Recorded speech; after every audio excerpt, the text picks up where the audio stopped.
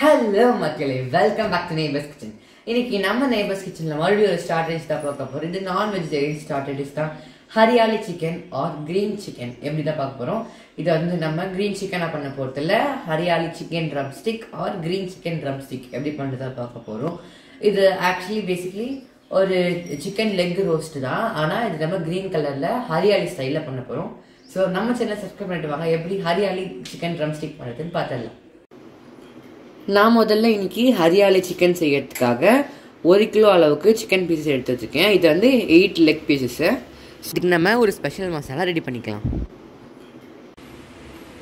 அதுக்கு நான் ஒரு மிக்சி ஜாரில் 5 பல் அளவுக்கு பூண்டு சேர்த்துக்கிறேன். அதுக்கப்புறமா ஒரு பெரிய துண்டு இஞ்சி, அதுக்கப்புறம் 4 பச்சை மிளகாய், ஒரு கைப்பிடி ஃபுல்லாக கொத்தமல்லி, அப்புறமா ஒரு கைப்பிடி ஃபுல்லாக புதினா.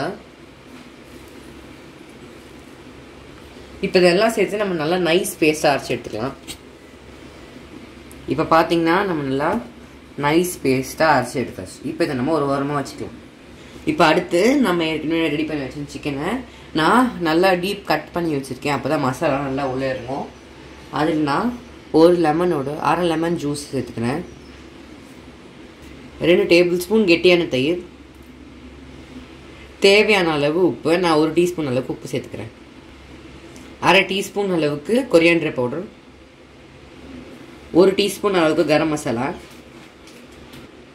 1 டீஸ்பூன் அளவுக்கு ஜீரகத்தூள், அப்புறம் 1/4 டீஸ்பூனுக்கு கம்மியாக கொஞ்சமாக மஞ்சள் தூள், அரை டீஸ்பூன் அளவுக்கு மிளகு தூள், அப்புறமா அரை டீஸ்பூன் அளவுக்கு சாட் மசாலா, அப்புறம் கடைசியாக இது கூடவே நம்ம அரைச்சி வச்சுருந்தா நம்மளோட மசாலா பேஸ்ட்டு சேர்த்துக்கலாம்.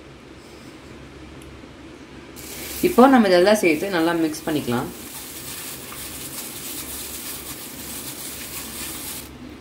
இப்போ நான் அது கூட கிரீன் ஃபுட் கலரை தண்ணியில் மிக்ஸ் பண்ணி வச்சுருக்கேன், அதை சேர்த்துக்கிறேன்.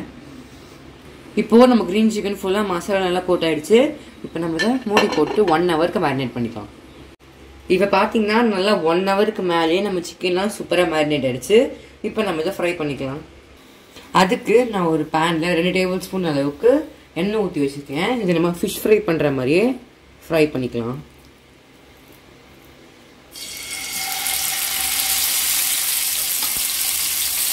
இப்போது இது நல்லா ஒரு சைடு வேகணும். இப்போது நம்ம எல்லா சைடும் நல்லா திருப்பி போட்டு ஃப்ரை பண்ணிக்கலாம்.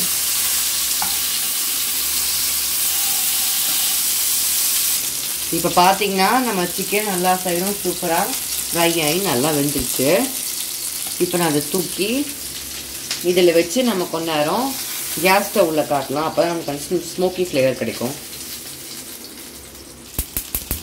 இப்போது நம்ம இந்த மாதிரி நம்ம கேஸில் 2 சைடும் நல்லா காமிச்சிக்கலாம்.